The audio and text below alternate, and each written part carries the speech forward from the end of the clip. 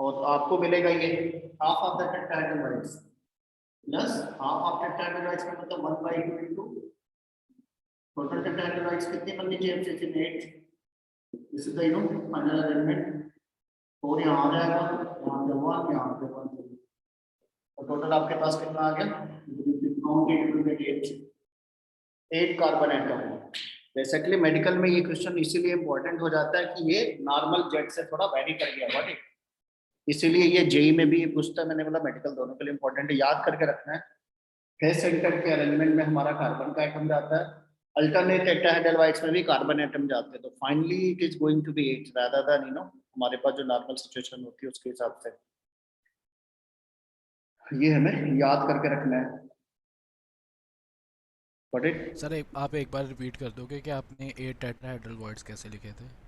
हमारा अगर basic fundamental structure अगर हम ये बनाते हैं ना एफसीसी जब भी बनाते हैं, तो अगर अभी टीवीज की बात थोड़ा देर दिमाग से हटा दो, अगर एफसीसी अरेंजमेंट बनाओगे तो एक्चुअल नंबर ऑफ स्क्वायर कितने आ गए स्केलेटन बनाने में, जो 4। इंफ्रास्ट्रक्चर बनाया हमने 4 आ जाएगा। 4। हाँ जी। अब आपने उसको बनाने में जितने नंबर ऑफ कार्बन एटम का यूज किया उसके डबल में टेट्राहेड्रल वाइड्स आपको ऑटोमेटिकली मिल जाएगा। अच्छा ठीक है, हाँ एंड जी समझ आ गया। ईच जो फेस का ये जो कॉर्नर का जो हम बेसिकली डायगोनल जाते हैं ना, ये डायगोनली दोनों साइड में आपको टेट्राहेड्रल वाइड्स मिलती है। टेट्राहेड्रल वाइड्स की जो पोजीशंस होती है वो हम जब बॉडी का डायगोनल निकालते हैं अपोजिट साइड के कॉर्नर पे मोड़ते हैं, तो दोनों साइड के कॉर्नर में टेट्राहेड्रल वाइड्स हमें मिलती है। तो हमारे पास टोटल कॉर्नर कितने हैं 8, 4 बॉडी के डायगोनल होंगे, हर बॉडी के डायगोनल पे 2 टेट्राहेड्रल वाइड्स होता है। तो फाइनली हमने दिया है इसमें, तो आप निकालोगे तो ये आपका आ जाएगा। इसके बाद इसने निकाला है packing efficiency, what is packing efficiency. तो पैकिंग इफिशियंसी आप चाहो तो इसको याद कर लो। पैकिंग इफिशियंसी इसकी बेसिकली कितनी आती थी 34% होती है, इसको याद कर लो। तो कैलकुलेशन के लिए जनरली यही पूछना, पैकिंग इफिशियंसी तो होती है 34%।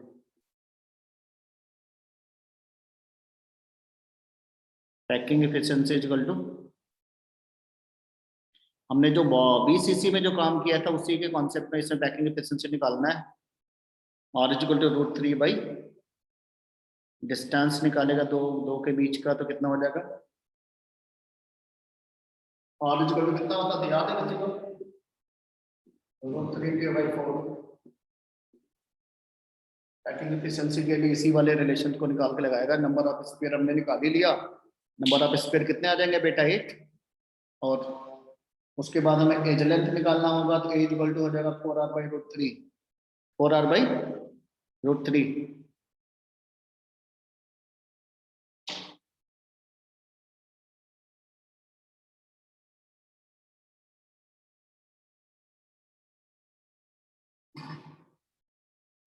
Excuse me sir. बोलो बेटा। सर हर एक टेट्राहेड्रल वॉइड पे कार्बन बैठा है? हाँ टोटल टेट्राहेड्रल वाइड हमारे पास 8 होती है, अल्टरनेट पे जाएगा, व्हाट इज अल्टरनेट पे जाना है, नॉट ईच, ठीक है ना। Okay sir. Alternate tetrahedral voids are occupied by with this, ये हमें मेनली याद करके BaTiO3, तो इट्स नॉट बैड, हमें वो आसानी से समझ में आ जाएगी बात।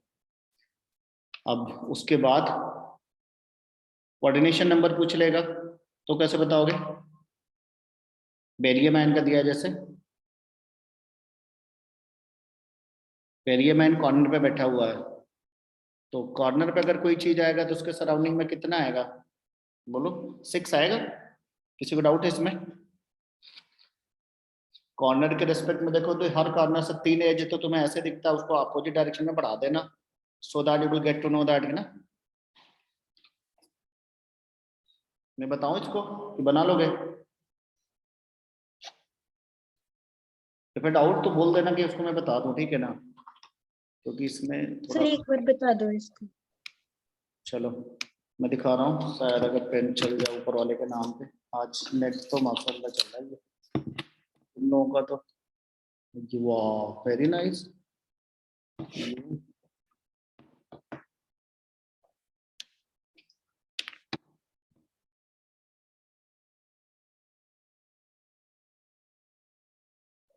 ओ so dancing in, just see this.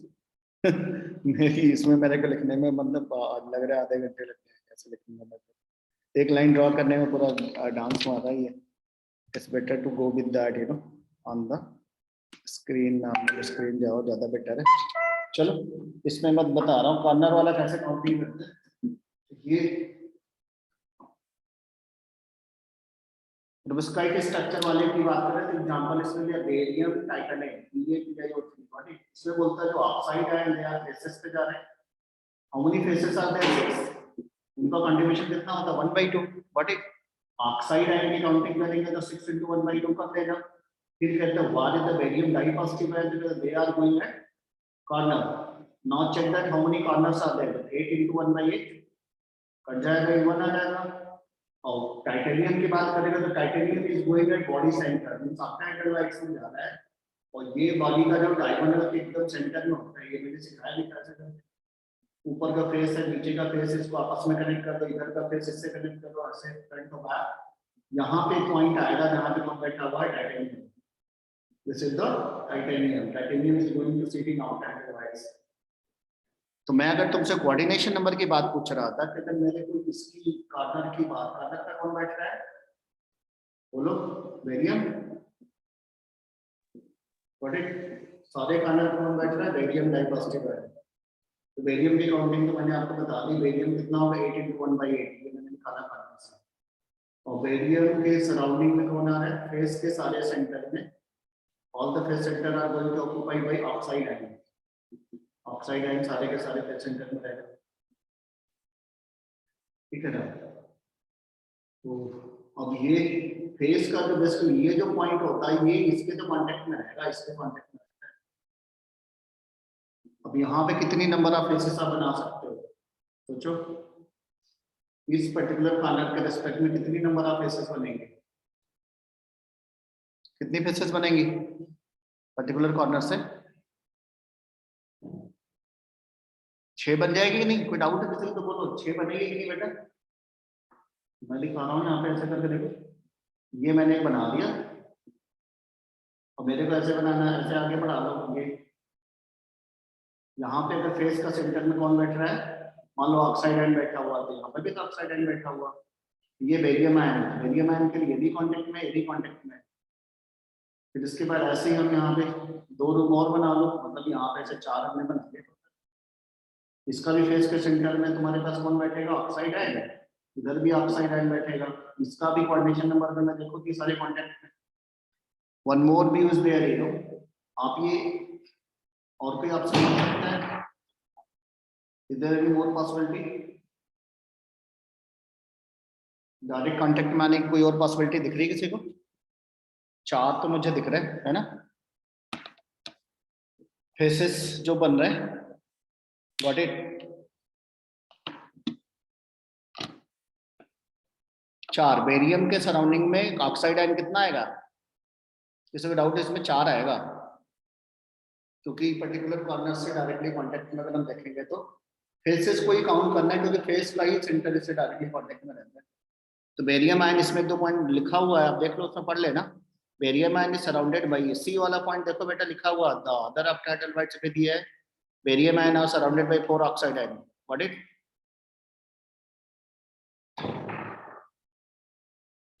Corner पे बैठा ना, barium ion is surrounded by 4 oxide. किसी को डाउट है इसमें? टाइटेनियम आयन तो ऑक्टाहेड्रल वाइड में है, तो उसके लिए तो तुम्हें बोलने की बात ही नहीं है। तो टाइटेनियम आयन का कोऑर्डिनेशन नंबर कितना होगा? 6। ऑक्टाहेड्रल वाइड में कुछ भी रखोगे तो 6 हो जाएगा। That we have to remember it, इसको याद करके रखना।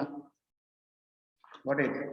इसके बाद एक और स्ट्रक्चर है, that is known as in rutile structure, titanium oxide का होता है। वो आप इस बार एक बार देख लो, तुम्हें मैंने भी भेजा हुआ है उसको। ये बेसिकली टाइटेनियम ऑक्साइड का है, और Ti3O6 हो या TiO2, एनाटेज, ब्रुकाइट, ब्रुटाइल, ये सारे इसके ओर्स होते हैं, अलग अलग क्रिस्टलाइन फॉर्म है, पॉलीमॉर्फिक स्ट्रक्चर होता है। रेडियस रेशियो दिया हुआ है इसका 0.41 से 0.732 के बीच में होता है। Not exactly a closed packed structure. Titanium tetraphore is rutile, has considered forming a sufficiently distorted body centered cubic. तो ये एक तरीके से बॉडी सेंटर्ड क्यूबिक के उसमें लेके जाना है इसको, बॉडी सेंटर्ड क्यूबिक दिया ही है। और rutile, each titanium 4 ion is surrounded bye 6 oxide ion.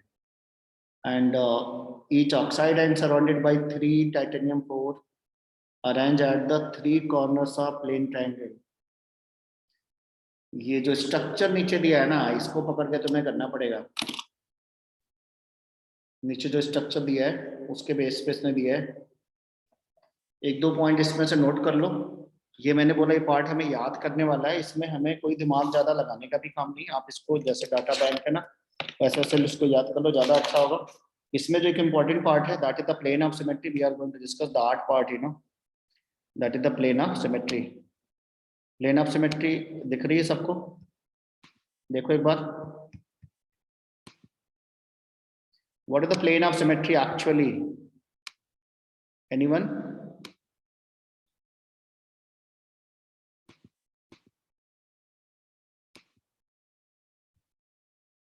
Plane of symmetry क्या होती है बेटा?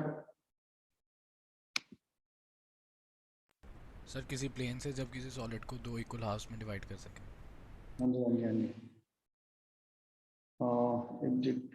वेट,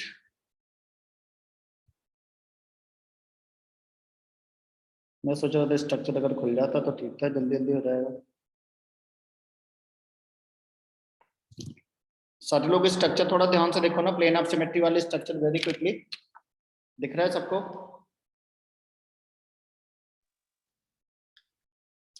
आपको मैंने जो व्हाट्सएप वाला दिया है ना, उस पर ध्यान से देखो थोड़ा प्लेन ऑफ सिमेट्री को। प्लेन ऑफ सिमेट्री में आपको क्या बोलना है कि सिमेट्री का बेसिकली पर्पज है किसी भी दिए गए स्ट्रक्चर को या किसी भी दिए गए ऑब्जेक्ट को 2 इक्वल हाफ में आप डिवाइड करके देखो।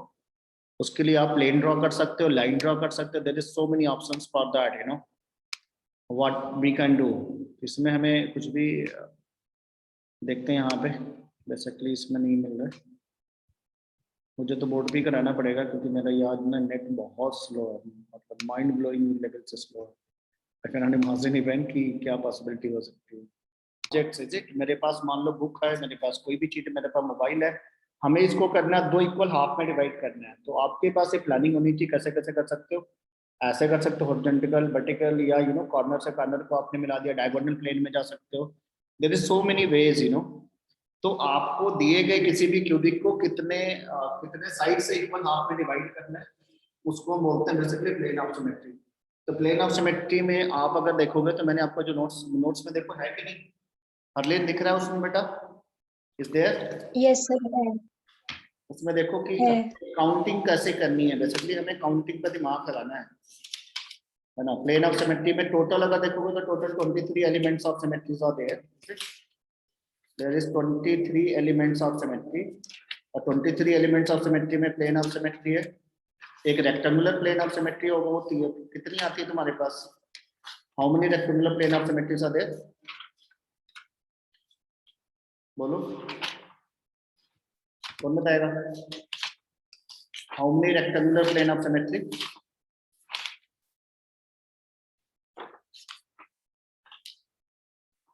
रेक्टेंगुलर प्लेन में आपको क्या करना रहेगा?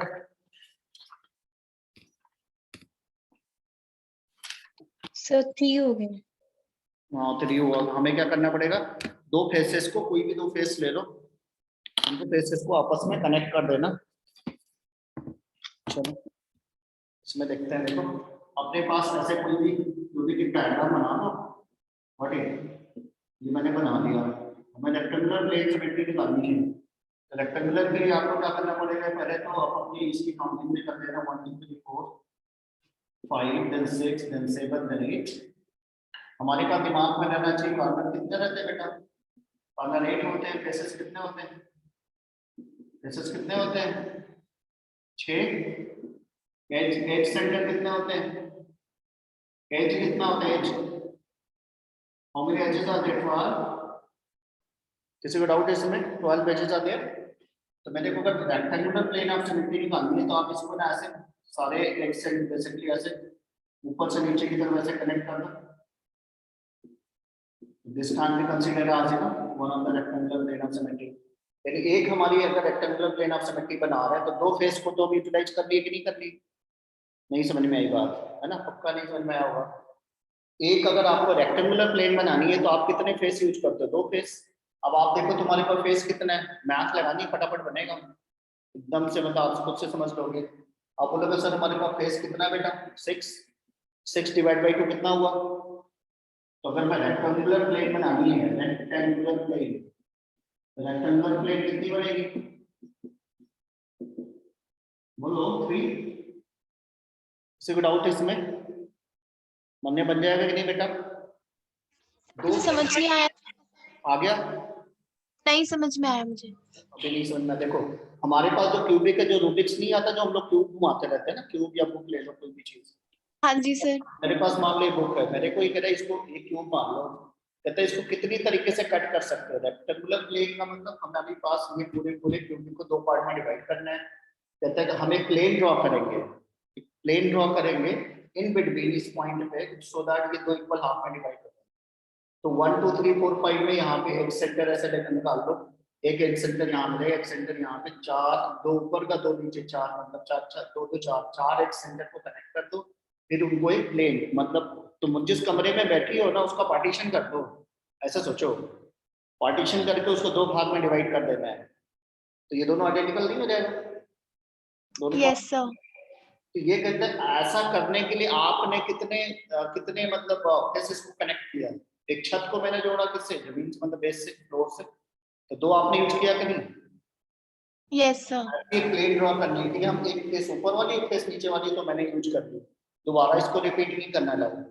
फिर कहता है तो नंबर ऑफ फेसेस कितने हमारे पास नंबर ऑफ फेसेस टोटल 6 होते हैं। तो नेक्स्ट अगर मैंने कोई स्ट्रक्चर यहाँ बनाना होगा तो हम ये वाली फेस अपनी यूज करेंगे। अगर हमारे पास ये टॉप और बॉटम छोड़ देंगे दूसरी कोई पर्टिकुलर आप यूज कर सकते हो दैट्स योर चॉइस आप ऐसे दिख रहा होगा ऐसा कर। Yes sir. ये दोनों को मैंने यूज कर दिया फ्रंट और बैक तो हमने पहले से यूज कर दिया था। एक और बनेगा ऐसे करके एक तीसरा अपन यहाँ से खुद से बनाते देखो आपको बन जाएगा मतलब बनाना तो पॉसिबल से हम लोगों से भी नहीं सारा बनेगा नहीं यहाँ पे इमेजिनेशन करना जरूरी है कैसे करना है ये इम्पोर्टेंट है। ऐसे करके देखो हमने 3 तरीके से कमरे का पार्टीशन किया तो हमारे पास कुल मिला के 3 आया। रेक्टेंगुलर प्लेन ऑफ सिमेट्री हमारे 3 आते इसको काउंट कर लो। Rectangular plane of symmetry is how much 3। What is the plane of symmetry imaginary plane एक इमेजिनरी प्लेन जो दिए गए क्यूबिक को 2 इक्वल हाफ में डिवाइड कर दे उसको हम प्लेन ऑफ सिमेट्री के नाम से बोल सकते हैं। व्हाट इट ये वाला पॉइंट समझ में आ गया होगा मिटा दो इसको। अब हमें क्या करना है डायगोनली चलना है। कैसे चलना है डायगोनल प्लेन ऑफ सिमेट्री। तो डायगोनल प्लेन ऑफ सिमेट्री जब भी तुम्हें करना होगा तो फिर यहाँ पे मैथमेटिकली चलना मैथमेटिकली चलोगे तो कुछ समझ में आएगी बात। डायगोनली अगर हम चलते हैं तो हमारे पास मान लो क्यूबिक है अब आपको क्या करना है डायगोनली चलना है। डायगोनली चलने के लिए पहले नंबरिंग कर लेना 1 2 3 4 5 6 7 8। What I am going to do I am going to connect 2 to 5 just see it and 1 to 6 कितने कॉर्नर बेटा मैंने यूज कर लिए how many corners are used in this plane।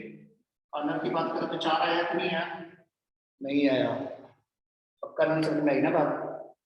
आप समझ रहे हो थोड़ा सा दिमाग लगाओ। इस प्लेन को बनाने के लिए डायगोनल प्लेन अपोजिट कॉर्नर को मैंने जोड़ा है अपोजिट पेयर ऑफ कॉर्नर्स को how many corners are use और लेन बताओ बेटा कितने कॉर्नर यूज हुए 4। टोटल कॉर्नर कितने अपने पास 8 कितने होते हैं टोटल कॉर्नर कितने तो 12 होते हैं। टोटल कॉर्नर्स कितने आएंगे सर 80 होंगे फिर 80 होते हैं कॉर्नर्स तो एजेस होती हैं सर। हाँ बोलो चलो डायगोनल वाला निकालो कितना आएगा टोटल।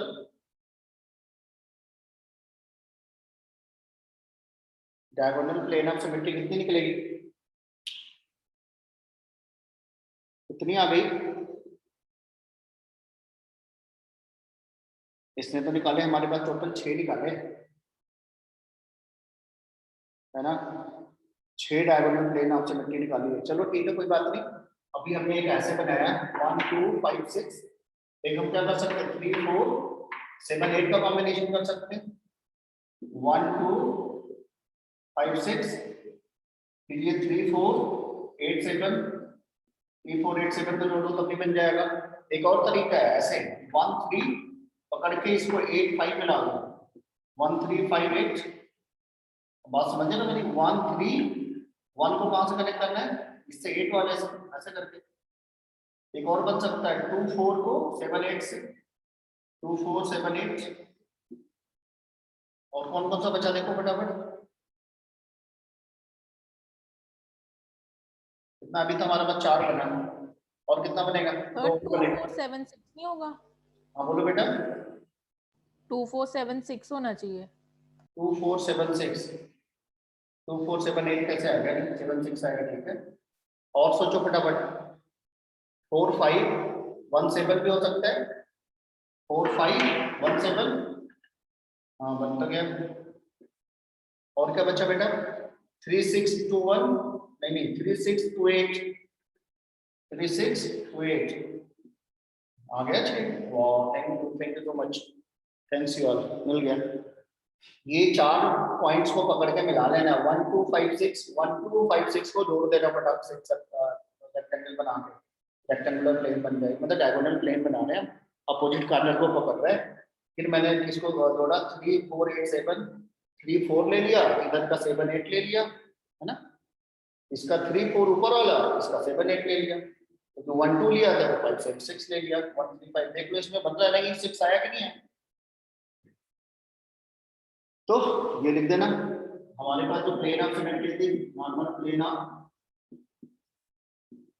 सिमेट्रीज कितनी आ गई टोटल बोलो बेटा। एक तुम्हारा रेक्टेंगुलर था रेक्टेंगुलर प्लेन कितनी आई थी बेटा rectangular plane of symmetry rectangular plane of symmetry is how much it was 3। फिर इसके बाद डायगोनल आ गया diagonal POS that is how much 6। यहाँ तक कोई डाउट है तो पूछो। यहाँ तक मुझे लग रहा आसानी से बन गया इसमें बड़ा काम नहीं है। नेक्स्ट अब देखो सेंटर ऑफ सिमेट्री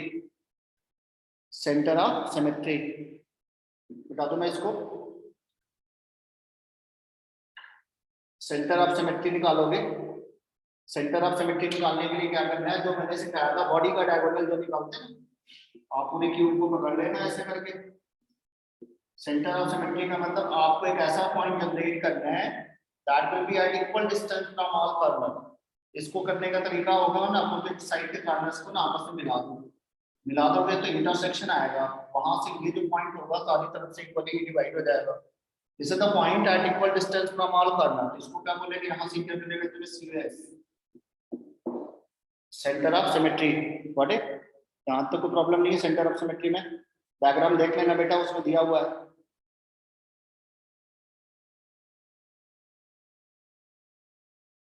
यहाँ तक क्लियर है। इसके बाद आपको निकालनी है अभी तक हमारा जो इधर का सम आया था 6 और 3 का सम कितना है 9। यहाँ पे हमारे पास टोटल अभी कितना है 9 आया। एक हमने अभी ये निकाला सेंटर ऑफ सिमेट्री 8 आया अभी तक हमारे पास टोटल कितने आ गए 10। अभी तक टोटल हमारा 10 इसको मिटा दो। अरे कोई एक बोला करो एनीवन लोग तो बोलता ही नहीं ना बोलता कोई दूसरा बोल दे सेंटर ऑफ सिमेट्री 1 आ गया। अब आपको क्या है रोटेट करके देखना है। रोटेट करके देखते समय हमें सोचना पड़ेगा कि रोटेशन वाली कितनी सिमेट्री बन सकती है। रोटेशन करते समय हमें ये देखना रहता है किसी ऑब्जेक्ट को रोटेट कराना। मान लो आपको ये वाला पोर्शन देखना है तो मैं अगर इस पॉइंट पे इसको ऐसे रख दूं यहाँ पे axis of rotational axis of symmetry करना है I have to rotate it. और आपको देखना कितनी बार रोटेट करना पड़ेगा 1 बार कि 2 बार 3 बार में भी 4 टाइम में भी आपके पास टाइम ये डिपेंड करेगा। मैंने अगर यहाँ पे एक पॉइंट जनरेट कर दिया ऐसे तो इसको कितनी बार रोटेट करने पे सेम फिगर यहाँ रहेगा है ना। रोटेट करके देखता हूँ 1 फिर ये 2 फिर मेरा कौन सा है 3 लास्टली रोटेट किया कितना 4 टाइम। Got it. ये रोटेशन के बेस पे भी देयर इज सिमेट्रीज। तो रोटेशन के बेस पे बताता है कि एक्सिस ऑफ तो हमें जो निकालना है rotational axis of symmetry rotational axis of symmetry क्योंकि कई तुम्हारे यहाँ सिलेबस में इसी का पूछा भी जाता है। पहला लिख लेना, axis of four fold symmetry. Axis of four fold का मतलब tetrad, four fold symmetry. Four fold symmetry cubic में कितनी होती है, कितनी बार रोटेट करना पड़ेगा? देखो तीन कितना आएगा फोर फोल्ड सिमेट्री का, देखो दिया है उसमें, डायग्राम पे ध्यान देना।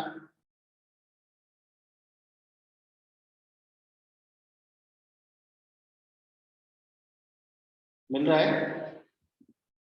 This is the imaginary line that touches the two opposite faces of the cube, और जिसको रोटेट करने के बाद आपको आइडेंटिकल अपीयरेंस अगर मिल रही है तो उसको हम रोटेशनल एक्सिस ऑफ सिमेट्री के टर्म में ले जाएंगे। फोर फोल्ड में 4 टाइम रोटेशन करना होगा तो फोर फोल्ड को लेके, फोर फोल्ड वाला कितना मिल रहा है? How many are there in four fold? Four fold की सिमेट्री कितनी आई? डायग्राम तो देख के बोल सकते हैं ना बेटा। फोर फोल्ड वाली कितनी है? 3 है ना, और 2 फेसेस का सेंटर बनाया है सर ना। ये समझ नहीं लगा। ये सर समझने एक बार फिर से बता दो। ऐसे हो गया ना ये। आपकी बात क्या करना है कि खाली 2 पॉइंट लेना है, फिर वहां से इमेजिनरी ऐसे लाइन ड्रॉ कर दो। What it? तो अब हमें ये देखना है, इसको रोटेट कराना है so that it will get the same particular face. मतलब सेम पर्टिकुलर फेस का मतलब जैसे रूबिक्स नहीं होता, घुमा घुमा के सेम कलर लाना है। इसको घुमाना है, हमारे पास अगर 4 फेसेस से घुमाओगे तो आपको मिल जाएगा। लेकिन जो आपने ये लाइन ड्रॉ की है, ये लाइन हमने जब ड्रॉ की तो 2 फेसेस को तो लेके ड्रॉ किया ना, ऊपर वाले को नीचे वाले को। इस तरीके से अगर हम देखते हैं तो हमारे पास 6 फेसेस है। 6 फेसेस हम ये काम कर सकते हैं। 6 डिवाइड बाई 2 कितना आया? 3। फोर फोल्ड की जो सिमेट्री आप एक तो ऐसे कर सकते हो, ऐसे भी कर सकते हो ना, इस वाले लाइन से, ये वाली लाइन से भी कर सकते हो। टोटल इसमें लिख देना, ये फोर फोल्ड वाली जो सिमेट्री होती है दैट इज हाउ मच? 3। एक इमेजिनरी लाइन जहां से आपको रोटेट करने के बाद 4 टाइम रोटेशन के बाद सेम अपीयरेंस अगर मिल रहा है तो उसको हम बोल देंगे रोटेशनल एक्सिस ऑफ सिमेट्री। तो ये हमारे पास अगर टेट्राड का मतलब 4 टाइम रोटेट करने पे अगर आती है तो दैट इज हाउ मेनी? 3 क्यों आ गया? क्योंकि 2 फेस के सेंटर को आपने कनेक्ट किया है। तो फेसेस कितने होते हैं? 6 होते हैं। तो 6 डिवाइड बाई 2 कितना हो जाएगा? 3 आ जाएगा। What it? Next 2 fold of symmetry निकाला है,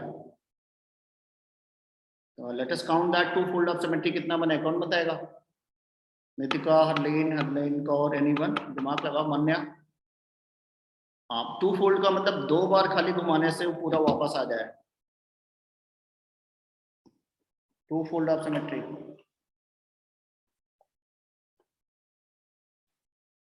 सर 6 कितना जाएगा?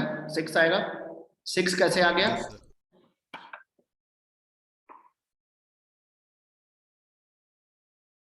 सर 6 एजेस आने पे के अब हमें एज के सेंटर पे जाना पड़ेगा। एज सेंटर मतलब किसी पर्टिकुलर एज को कनेक्ट करना पड़ेगा। What it? देखना उसमें दिया भी है, एज सेंटर को कनेक्ट करना है। What it? एज सेंटर को कनेक्ट करना तो हमें सीखना होगा इस केस में। नेक्स्ट केस में क्या करना है, हमारे पास खुद का 2 फोल्ड में अगर तुम्हें इसको घुमा लेना है, इसके लिए आपको एज से जाना पड़ेगा। 2 पर्टिकुलर कोई एज चूज कर लो, 1 2 3 4 5 6 7 8। एज सेंटर मैंने ये वाला ले लिया, तो यहाँ पे डायरेक्टली अपोजिट वाला ले लो। यहाँ से इमेजिनरी लाइन ऐसे ड्रॉ कर दो। अब इसको डायरेक्टली 2 पार्ट में 2 बार रोटेट करोगे तो बैक टू पवेलियन आप आ जाओगे, क्योंकि इस लाइन के रिस्पेक्ट में आधा पोर्शन इधर आधा बैक साइड है। तो ये 2 फोल्ड एक्सिस बोला जाएगा। इसको हम 2 बार घुमाने से ऑटोमेटिकली आ जाएगा। मतलब एज सेंटर पे ऐसा रोटेट करना है। यहाँ पे रोटेट करना मुश्किल है, डायग्राम में ध्यान से देखोगे तो डायग्राम में दिया है, सीधा डायग्राम में। आपने इस काम को करने के लिए 2 एज को तो 2 एज सेंटर को ले लिया। How many edges are there? Edges कितनी होती है बेटा? मैंने सिखाया था, उसको याद करके रखना। नंबर ऑफ एजेस, हां 12 होते हैं। 12 और एज सेंटर कितने होते हैं? 12 6 12 एज सेंटर होगा। 2 एज सेंटर को कनेक्ट करने से एक हमें मिलती है 2 फोल्ड एक्सिस वाली। ये मिलती है 2 फोल्ड डायड बोलते हैं, 2 fold axis symmetry, axis of rotational axis of symmetry. 2 edge centre को, कितने एज सेंटर को? 2 एज सेंटर को जब कनेक्ट करते हो तो तुम्हें एक रोटेशनल एक्सिस ऑफ सिमेट्री मिलती है। तो कहता है कि हमारे पास नंबर ऑफ एक्सेप्टेड कितने हैं, तो हमारे पास 12 है। तो कहता है 2 तो हमें लग जाएगा हर एक के निकालने के लिए, तो 12 डिवाइड बाई 2 करो कितना आएगा 6। इस तरीके से आप हर जगह ऐसे ले लेना, इसको ले लेंगे, फिर इसको अपोजिट डायरेक्शन वाला ऐसा लेंगे, like this you know, this is the way ना टू बी बाइंडिंग। ऐसे इधर का भी करना पड़ेगा हमें, फ्रंट पिलर वाले सारे। तो फाइनली 12 into 1/26, 6 जो होगा वो होगा टू फोल्ड AOS है ना, रोटेशनल।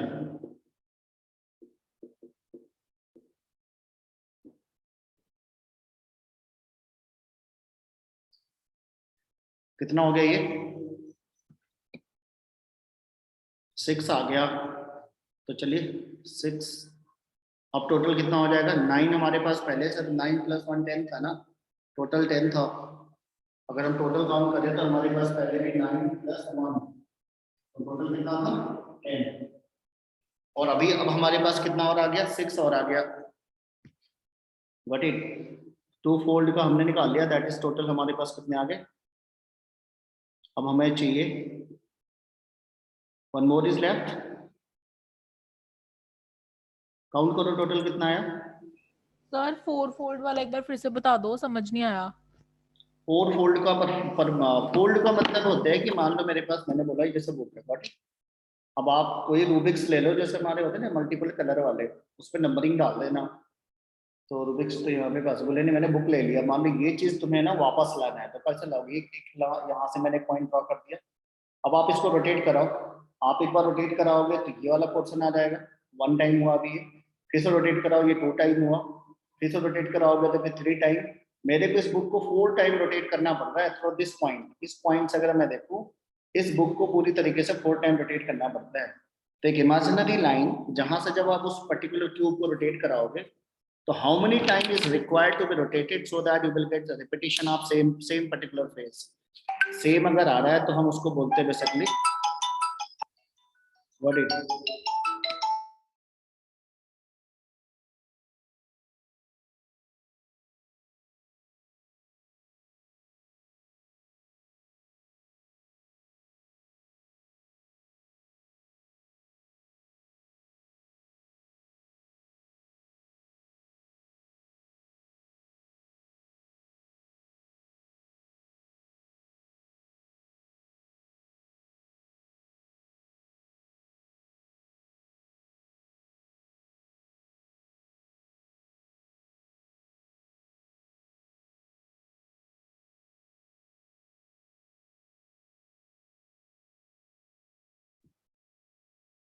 नेक्स्ट देखो कौन कौन सा बच गया अभी। Axis of 3 fold, axis of 3 fold के लिए हमें निकालनी है। 3 फोल्ड वाले कितने आएंगे, कौन बताएगा हर्षित। एक्सिस ऑफ 3 फोल्ड सिमेट्री कितना होगा। सर 4 होंगे। हाँ, डायग्रामेटिकली देख सकते हो उसने क्या किया है, डायगोनली अपोजिट कॉर्नर को कनेक्ट किया। How many corners are there, तो there is we have how many corners, तो कॉर्नर्स की अगर हम बात करें तो we are having total 8 corners. हाँ, टोटल हमारे पास 8 कॉर्नर है, और कॉर्नर को डायगोनली अपोजिट डायरेक्शन में कनेक्ट कर देना है। अब इसमें डायग्रामेटिकली अगर रहता तो अच्छा लगता है। 1 2 3 4 5 6 7 8 है ना। अभी अगर 1 को 3 से 1 को 5 से कनेक्ट करना है, 1 और 5 से 1 मिल जाएगा। फिर 3 को 7 से करना पड़ेगा हमें, 3 और 7 को कनेक्ट कर लो, 2 और 6 को कर लो, फिर remaining is what 8 4 like this है। रिपीटेशन तो नहीं हो रहा है। 1 को एक इमेजिनरी लाइन ऐसे ड्रॉ कर लिया, जैसे बी वाले पॉइंट से ऐसे। तो अगर हम ऐसे अगर एक प्लेन ड्रॉ एक एक्सिस ड्रॉ कर लेते हैं तो इसको हमें 3 टाइम रोटेट करना पड़ता है। अगर हम डायगोनली अपोजिट कॉर्नर को लेके चलते हैं तो how many corners are there, ऊपर 8 है, 2 कॉर्नर यूज होता है, 8 डिवाइड बाई 2 4 आ जाएगा। व्हाट इट, तो हमारे पास यहाँ पे हमें मिला 4। टोटल काउंट करो कितना आया। प्लेन ऑफ सिमेट्री हमारे पास 9 थी, एक्सिस ऑफ सिमेट्री कहता है कि टोटल कितनी आई, 13 आ जाती है। प्लेन ऑफ सिमेट्री पीओएस कितना था, दैट वाज द 9। देन कहता है axis of symmetry AOS rotation वाली 3 + 4 + 6 13। सीओएस कितना आया था 1। टोटल कितना आया 23 operation of element of symmetry. चलो ये टॉपिक को आप, मुझे लग रहा है यहीं पे और कुछ इसमें बाकी रहा। एक one more equation is there that is the Bragg's law. तो मैंने अब थोड़ा सा हिंट दिया था ब्रैग्स लॉ, तो मैंने भेजा भी है, मैं इसको एक बार दोबारा समझा दे रहा हूँ। यहाँ तक सबने देखो डन कर लिया, मिटा दो मैं इसको। Yes sir. ये याद करके रखना है, डायरेक्टली क्वेश्चन आता है ना, डाटाबेस को ड्रॉ करने के लिए नहीं आएगा, ये बोर्ड एग्जाम के भी सिलेबस में नहीं रहेगा। मैंने आपको बोला this is only for competition and only the database question will be asked. आपसे डायरेक्टली पूछ लेगा कि क्यूबिक में एक्सिस ऑफ सिमेट्री कितनी होती है, सेंटर ऑफ सिमेट्री कितनी होती है, ऐसे डायरेक्टली क्वेश्चन आएगा। Total number of elements of symmetry कितनी है। तो सिमेट्री इज अ पर्टिकुलर एक तरीके हाइपोथेटिकल ऑपरेशन होता है किसी भी दिए गए स्ट्रक्चर का, दिए गए क्रिस्टल का, दिए गए शेप का, जिससे हम क्या कर सकते हैं, उसको दो इक्वल हाफ में डिवाइड कर सकते हैं, so that one be rotate और वन बी रोटेट करे या उसको, तो we can get same kind of appearance. तो ये हमें देखना होगा कितने डायरेक्शन से उसको हम ऐसा कर सकते हैं, परमुटेशन कॉम्बिनेशन पूरा लगाना पड़ेगा। प्लेन में कर सकते हो, एक्सिस ड्रॉ करके भी कर सकते हो। नेक्स्ट इज एक टॉपिक आ रहा है, इसको लिख लो फटाक से, that is the Bragg's law, X ray diffraction. X ray diffraction ये हम लोगों ने कर लिया था कि नहीं किया था, मैंने बताया था इसको करना है, थोड़ा सा हिंट दिया सर था। करना है इसको भी। चलो फट से इसको देख लो। इसमें हमें क्या देखना रहता है कि हमारा जो सॉलिड है ना, मान लो मल्टी लेयर से बना हुआ है। लेट द सॉलिड, पहला इमेजिनेशन है, solid is made up of multi layer. What it like this 1 then 2 then 3 then 4 then 5 then 6 ऐसे। This is the layer 1, this is the layer 2। उसके नीचे फिर से जा सकते हो मल्टी लेयर में। अब ये कोई पर्टिकुलर यहाँ पे मैंने नॉर्मल ड्रॉ कर लिया, this is the normal, okay. और I am going to do, यहाँ पे हम इंसिडेंट कराने जा रहे हैं एक्सरे की रेडिएशंस को। मेरे पास this is the source of x-ray, एक एक्सरे आ रही है जिसकी अपनी कुछ वेवलेंथ होगी, whatever the wavelength is there let's know. और आपने इसको इस पॉइंट पे क्या किया, स्ट्राइक करा दिया। स्ट्राइक कराने के बाद क्या होगा, रिफ्लेक्शन हो जाएगा। स्ट्राइक करने के बाद इसका मान लो रिफ्लेक्शन हो जाता है लाइक दिस, यहाँ से हमें देखना होगा कितने एंगल से इसका रिफ्लेक्शन हो, मान लो थीटा एंगल से हो रहा है। दूसरी जो अनदर, इसको मान लेंगे एक्स, इसको मान लेंगे एक्स डैश। अनदर जो दूसरी एक्सरे होगी, सोर्स कॉमन ही है, वो इस पे जाके इस पे जाके टकराने का तो है, लेकिन इसके बाद जाएगी इस पे जाके टकराएगी सेकंड वाली लेयर से रिफ्लेक्शन, ना कि फर्स्ट लेयर से। इससे होना चाहिए पैरेलल जाएगी, सेकंड लेयर से टकराएगी, यहाँ से फिर इसका क्या होगा, वापस रिफ्लेक्शन हो जाएगा दिस जिसको मान लेना y, इसको मान लेते हैं y डैश, ऐसे ले लो। ये पॉइंट हमारे पास। अब हमें देखना रहता पाथ डिफरेंस, पहली जो हमारी जो एक्सरे की रेडिएशन आई वो यहाँ टकरा के चलेगी, तो इसने कम डिस्टेंस ट्रेवल किया। जो दूसरी हमारी रेडिएशन है वो थोड़ा अंदर तक सेकंड लेयर में गई, तो इसने डिस्टेंस ज्यादा ट्रेवल किया। तो we have to find out this thickness, हमें इसके बीच की ये थिकनेस निकालनी रहती है कि दो लेयर के बीच में कितना गैप है। This is the experimental verification. तो अब आपको क्या करना है, इस लाइन को ना पीछे की तरफ थोड़ा सा बैक साइड ले जाओ, ये परपेंडिकुलर जैसा तुम्हें दिखेगा, यहाँ पे 90 डिग्री बन जाएगा, ठीक। ऐसे इस वाली रे को भी आगे बढ़ा देना, क्योंकि हमें बेसिकली निकालना है क्या, पाथ डिफरेंस। क्या निकालना है, पाथ डिफरेंस। पाथ डिफरेंस निकालनी है, फिजिक्स में भी आएगा आगे चल के, लेकिन ऑप्टिक्स में आगे चल के आएगा। तो ये हमारे पास मान लो एक पॉइंट है, इसको मैंने O मान लिया, इसको आप M ले लो, है ना, इसको आप N ले लो, इसको आप P ले लो, व्हाट इट, ये भी 90 डिग्री बन जाएगा, 10 पे परपेंडिकुलर बन रहा है। O से P की डिस्टेंस क्या है, तो ये थीटा अगर है, ये अगर थीटा है तो अंदर वाला भी एंगल कितना होगा बेटा, थीटा होगा, व्हाट इट। अगर ये थीटा है, ये भी थीटा होगा, अब हम आप देखेंगे अपोजिट एंगल्स हो गए डायग्रामेटिकली में। चलो साइन थीटा निकाल रहे हैं यहाँ पे। साइन थीटा कितना होगा बोलो बेटा। Sine theta is how much बोलो।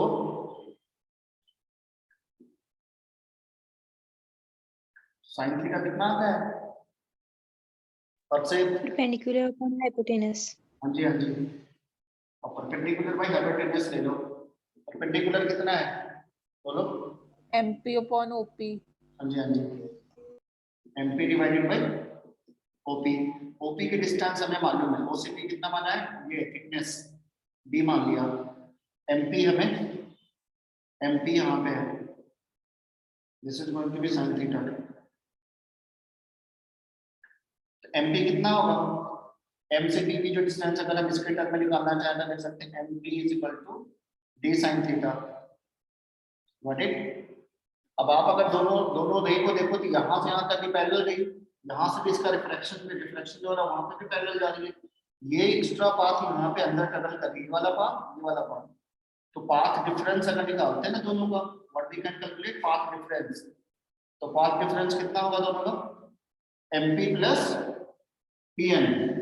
MP प्लस PN इसका पाथ डिफरेंस होगा ये वाला पोर्शन ये भी एक्स्ट्रा गया क्योंकि यहाँ से यहाँ तक पैरेलल आई यहाँ से पैरेलल चली भी गई एक्स्ट्रा। तो इसने इतना डिस्टेंस ट्रेवल किया है।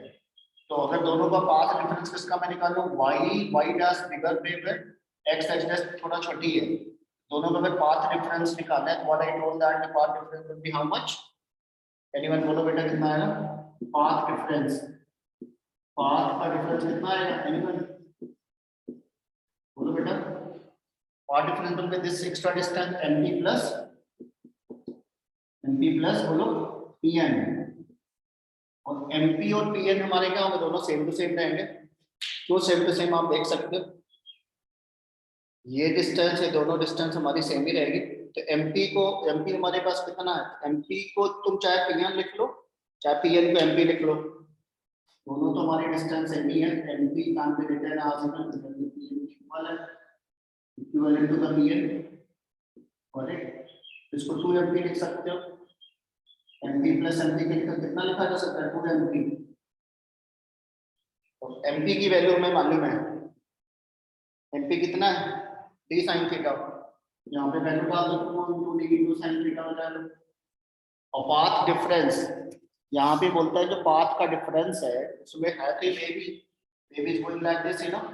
मान लो यहाँ से यहाँ के बीच में जो भी इसकी जो वेवलेंथ है वो integral multiple of you know इसका जो वेवलेंथ इंटीग्रल मल्टीपल के टर्म में चलती है तो that is denoted by you know n lambda. ये इसका फंडामेंटल बेसिक डेरिवेशन है n lambda is equal to 2 sin theta. वो n is the number of you know layers कितने लेयर के अंदर वेव जा रही है। सेकंड लेयर में जा रही है कि थर्ड लेयर जा रही है कि ऑर्डर ऑफ डिफ्रैक्शन बताएगा तुमसे कि 10 लेयर से डिफ्रैक्शन हो रहा है 20 लेयर से हो रहा है 100 लेयर से हो रहा है। जितने भी लेयर से डिफ्रैक्शन का पैटर्न होगा वो हमें बता देगा। थीटा की हमें वैल्यू दे देगा we can solve this numerical. तो बेसिकली मैंने बोला ये इंट्रो पॉइंट पढ़ना इसको बहुत डिटेल में नहीं ले जाना। इसको फिजिक्स में ऑप्टिक्स में दोबारा फिर से आएगा। आप एक बार खाली याद करके रखो कि अगर हम मैथमेटिकली कभी कभी डेंसिटी के न्यूमेरिकल में दिया रहता है एक्सरे डिफ्रैक्शन स्टडी में पाया गया है ना। एक्सरे डिफ्रैक्शन स्टडी में पाया गया तो एक्सरे डिफ्रैक्शन मेथड किसने दिया था ब्रैग्स ने दिया था। उन्होंने एक तरीका दिखाया कि we can find out the you know thickness between two layer of an crystalline solid by using X ray की टेक्निक से इसको निकाला जा सकता है। तो इन्होंने पहली लेयर जो इंसिडेंट करे फर्स्ट लेयर से इसका रिफ्लेक्शन हो गया दूसरी वाली अंदर से जाकर रिफ्लेक्शन हुआ वो दोनों के बीच का पाथ डिफरेंस उन्होंने निकाल लिया that is going to lambda is equal to 2 sin theta. ठीक है। अगर आपको इसमें सारी वैल्यू दी जाए और आपको बता दिया जाए n is the number of layers n क्या होगा नंबर ऑफ लेयर होगा d is the thickness between the two layer ठीक है आपका थिकनेस होगा बिटवीन टू लेयर। यहां तक कर लिया। इस पे देखो Yes, sir. इसमें जो सीट मैंने भेजी है उसमें देखो न्यूमेरिकल है नहीं है कि नहीं देखो एक बार। वैसे मैंने बोला कि numerical is not required only intro topic आपके लिए इसमें 10 मिनट का काम है। लेकिन स्टिल अगर आपको चाहिए तो मैं दे दूंगा। आपको ये सारा डाटा गिवन रहता है, तो उसमें एक्सरे डिफ्रैक्शन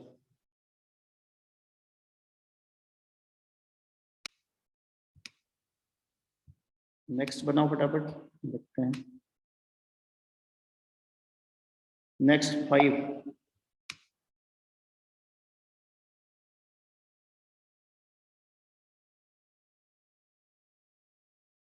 स्पीड करो, ये सारे क्वेश्चन 30 सेकंड में बन जाने चाहिए। थोड़ा तेज पढ़ो, लेकिन जल्दबाजी में मत पढ़ना।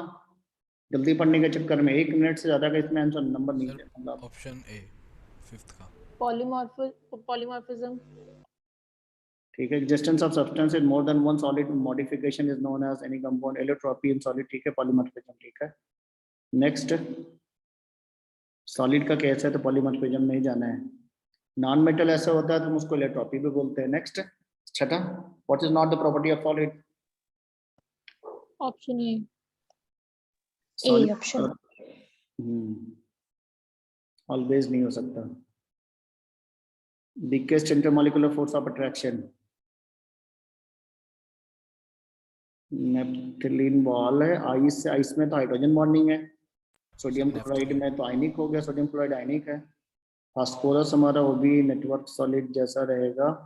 किसमें बताया? ऑप्शन सी में। नेफ्थलीन ही होएगा सर। नेप्थलीन में सब्लिमेशन नॉन हो जाती है पोलर। तो उस हिसाब से भी। Next, Dulong Petit's law is valid only for, Dulong's Petit's law किसके लिए? Sir gaseous element. गैस के लिए होता है, हाँ, gas only. Next, which of the following are the example of metallic crystalline solid? Option C. W, tungsten. हाँ, tungsten का symbol याद होना चाहिए, करेक्ट। 10, 10 बोलो, 10। Under which category iodine crystals are placed among the following? Ionic है, molecular, metallic, covalent? Molecular. Molecular. Molecular. चलो, well done. Next, A is not equal to B but not equal to C, but alpha beta सारी नहीं, ये 290 है। Monoclinic. Monoclinic. Monoclinic होगा कि और कोई होगा, ध्यान से देख लेना। हाँ, मोनोक्लिनिक। ट्राई क्लिनिक में तो सब चला जाएगा, ऑर्थोरॉम्बिक में परपेंडिकुलर सारे रहते हैं, ये ठीक है। मोनोक्लिनिक याद करके रखना पड़ेगा।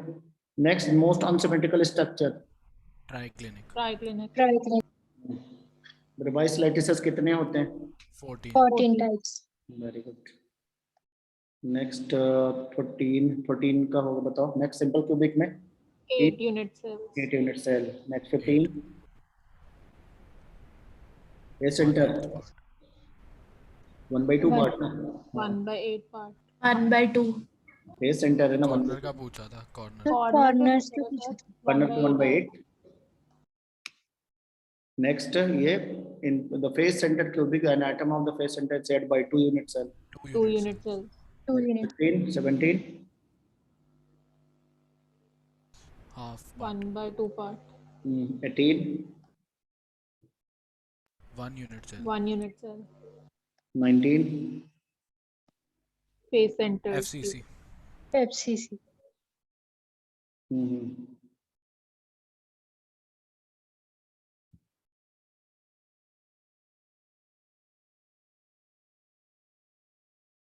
next, the number of atoms in unit cell of monoatomic substance of the simpler cubic body center and face center. 1, 2 and 4.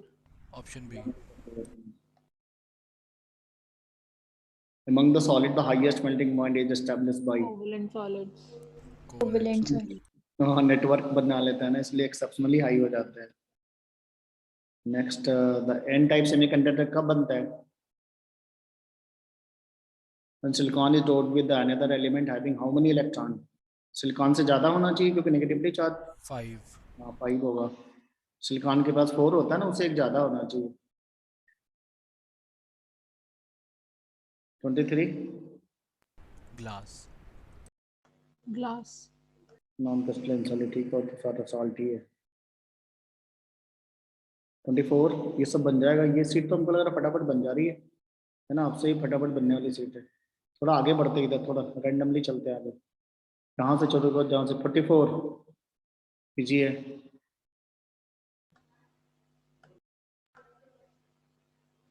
4 सोच सोच के बताना है। फेस एंटर यूनिट सेल में unit cell is 6 shared equally by how many unit cell? 6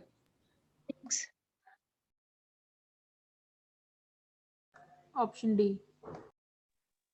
छत, base, surrounding की 4 wall, जितनी face है उसके कांटेक्ट में रहेगा ना। ठीक है, नेक्स्ट 45।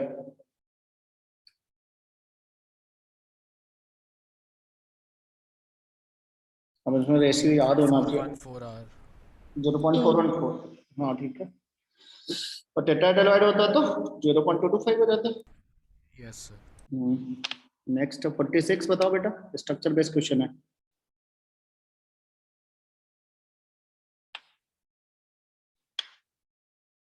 NaCl का लैटिस के विषय में it's a body 47 sector 52 wrong, it has 3 Na wrong, it has 4 NaCl, ये सही है। सी Z ऑप्शन सर। FCC होता है ना, Z इक्वल टू 4 होगा। नेक्स्ट हाँ जी। Question number 47।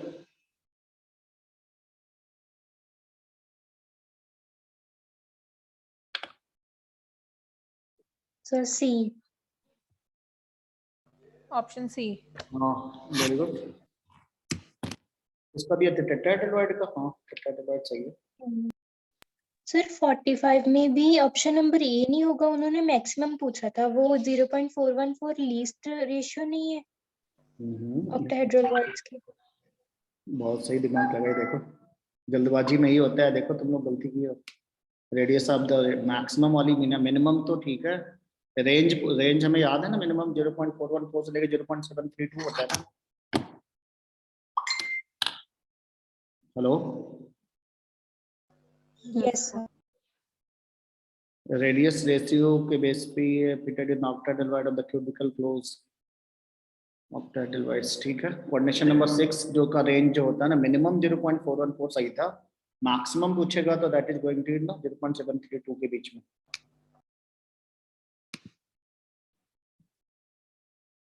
थोड़ी सी भी जल्दबाजी करने में 1-2 क्वेश्चन तो जाएगा ही। नेक्स्ट इसमें देखो,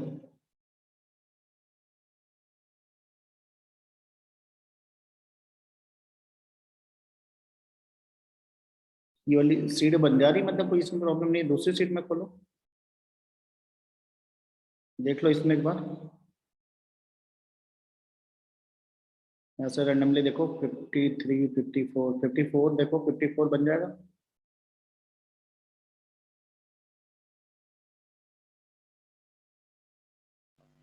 sir AB3 AB3 good. 59 calculation वाला काम आ गया है ना। फॉर्मुलेट कर लो फट से जल्दी, अप्रोक्सीमेशन में जाना पड़ेगा थोड़ा सा। आंसर तो सारे वेरिएबल है ना, 3.4 एक बार 13.6 इसमें 6.8, तो थोड़ा सा BCC में जेड आपका 2 हो गया, तो density equal to Z into M upon a cube into N A.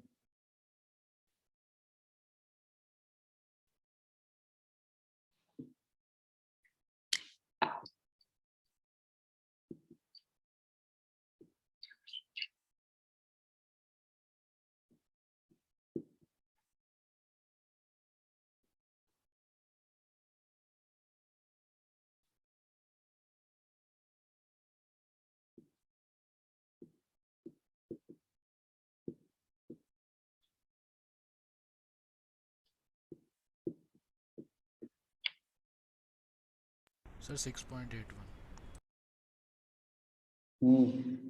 300। Option A आ रहा है सर।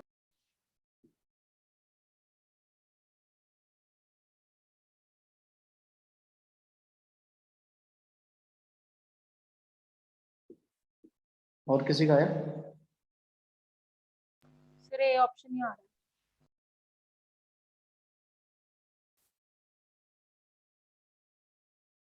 सर ये क्वेश्चन पहले वाली शीट में भी था जो आपने दी थी हमें। कितना आया ए? Yes sir.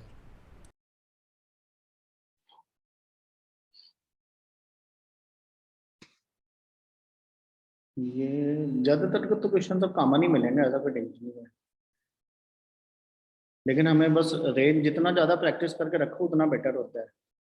मैं इसी पे अब काम करेंगे आगे चल के हम लोग। ये देखते हैं 67 देखो।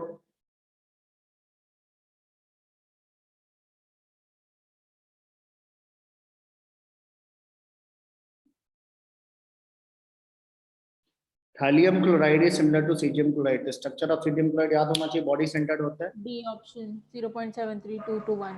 Very good. और बॉडी सेंटर्ड क्यूबिक में जो कोऑर्डिनेशन नंबर ऐसे 8/8 के रेस में आता था, तो वो आपका बीसीसी यानी कि हाईएस्ट वाला 0.732 से बढ़ के 1 के रेंज में जाएगा, coordination number 8। Body centred cubic का याद होना चाहिए। नेक्स्ट 65 देखो। Low solubility of barium sulphate in water can be attributed to what is the main reason for this. कोई साल्ट है जिसको तुम पानी में डिजॉल्व करो, डिजॉल्व नहीं हो रहा है, इसको हम कैसे कोरिलेट करेंगे?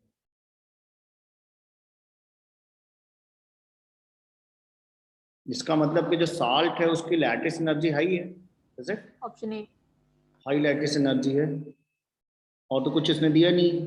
और लो हीट ऑफ हाइड्रेशन हो जाएगा, जो इसने ऑप्शन दिया नहीं। बट अगर किसी साल्ट को मैंने पानी में डाला, अगर हीट ऑफ हाइड्रेशन सफिशिएंट होता है तो more than the lattice energy, तो उसको कंपनसेट कर देता है। मटेरियल हमारा आयोनाइज डिसोसिएट हो जाता है, पानी में हाइड्रोलाइज हो जाता है। तो नेक्स्ट है ये स्ट्रक्चर पूछ रहा है कि स्ट्रक्चर ऑफ ZnS इज 70 देखो। स्पिलराइट अरेंजमेंट होता था। स्पिलराइट अरेंजमेंट तो डायरेक्ट इसमें ऑप्शन में दिया नहीं है। स्पिलराइट अरेंजमेंट में का sulphide ion make the FCC Zn+2 ion always occupy alternate tetrahedral whites। ये तो पार्ट याद करने वाला है, इसमें कोई मात मत लगाना। तुम लोग क्या करिए, देखो यही सब बात। अब आप क्या देखो, जब चैप्टर फिनिश हुआ ना, तो मैं बार बार फिर से समझा रहा हूँ, अपने को क्या करना है, आप अपनी एक ना समरी नोट्स बना लो। What it that's I am telling you. आप एक समरी बनाओ कि अब हमें इस चैप्टर में, कैमरे ऑन कर लो, कभी कभी चेहरे भी दिखा दिया करो तुम लोग।